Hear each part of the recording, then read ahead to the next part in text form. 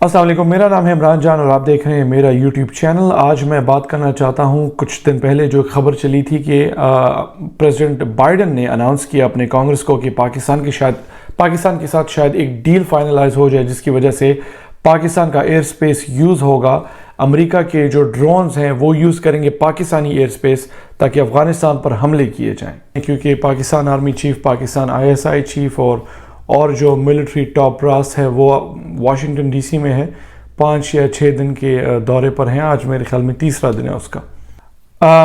یہاں پر میں یہ بات کرنا چاہتا ہوں کہ جب بھی ہم اسرائیل کی بات کرتے ہیں پاکستان میں جب بھی بات ہوتی ہے کہ اسرائیل کو ریکگنائز کرنا چاہیے ایز اے لیجٹیمیٹ اسٹیٹ، تو فوراً سے ہم شور مچاتے ہیں کہ ایسا نہیں کرنا چاہیے۔ کیوں؟ کیونکہ اسرائیل جو ہے وہ قابض ہو چکا ہے فلسطین پر، فلسطینیوں کی زمین پر، فلسطینیوں کی سرزمین پر، فلسطین کی زمین کو پکڑا ہے اور لوگوں کو مارے، اور یہ سچ ہے، ایسا ہو رہا ہے۔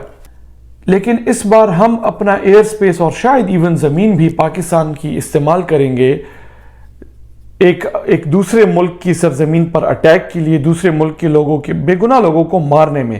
بے گناہ لوگوں کا مرڈر ہوگا انہی ڈرون وارفیئر سے، انہی ڈرون سے جو کہ امریکہ اڑائے گا ہمارا ایئر سپیس اور شاید ہماری پاکستان کی زمین یوز کرے گا، اور بے گناہ لوگ وہاں پر مریں گے، ایک سوورن سٹیٹ پر حملہ ہوگا۔ تو ہم جب اسرائیل کو تنقید کرتے ہیں اور اس کو ریکگنائز نہیں کرنا چاہتے، انہی باتوں کی بنیاد پہ ہم خود کون سا الگ کام کر رہے ہیں یہاں پر۔ دوسری اہم بات یہ ہے جو ہپوکریسی کی بہت بڑی علامت ہے، وہ یہ ہے کہ فلسطین سے زیادہ کشمیر زیادہ ایک بہت بڑا قابض ریجن ہے۔ دوبارہ سن لیں، فلسطین میں اسرائیل کی اتنے فوجی نہیں ہے جتنے کشمیر میں بھارتی فوجی ہیں۔ Kashmir is the world's most densely militarized zone۔ وہاں پر جتنے زیادہ فوجی ہیں دنیا میں کہیں بھی اتنی آکیوپیشن بڑی نہیں ہے، کوئی بھی ریجن نہیں ہے ایسا۔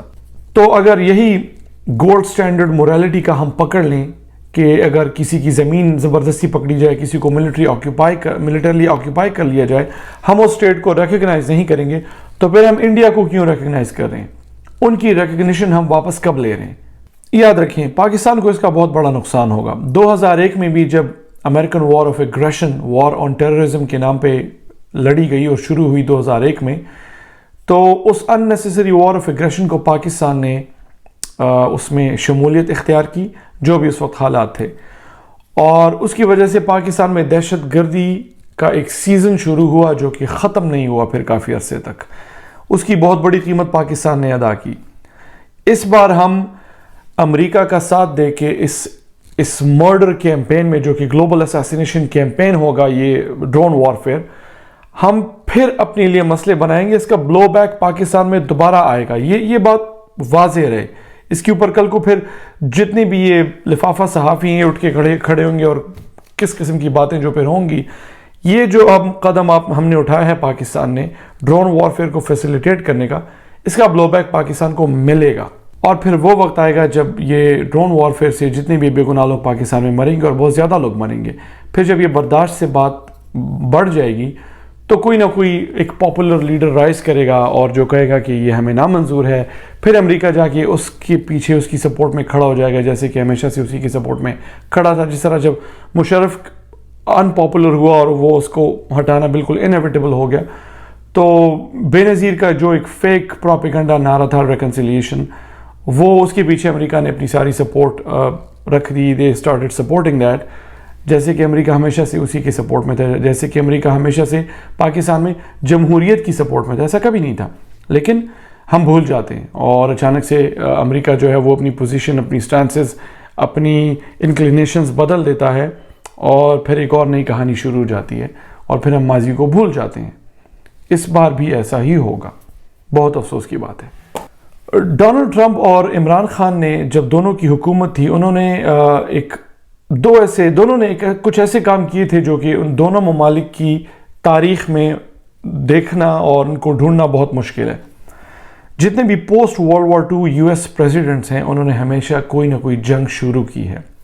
ڈونلڈ ٹرمپ واحد امریکی صدر ہے جس سے کوئی جنگ نہیں شروع کی، بلکہ وہ امریکہ کی سب سے جو لمبی جنگ تھی افغانستان میں، اس کو ختم کیا۔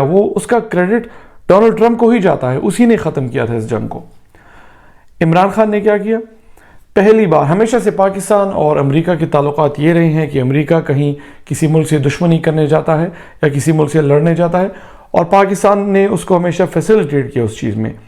جتنے بھی تاریخ میں دیکھیں سیٹو، سینٹو، بغداد پیکٹ جو بھی تھا، سوویٹ یونین کے خلاف جو بھی امریکہ کی جنگ تھی اس میں پاکستان نے ایک فیسیلیٹیشن کی امریکہ کی، چاہے افغان جہاد افغانستان میں تھا جو بھی تھا. یہ پہلی بار تھا کہ پاکستان نے پیس کو فیسیلیٹیٹ کیا امریکہ کے لیے.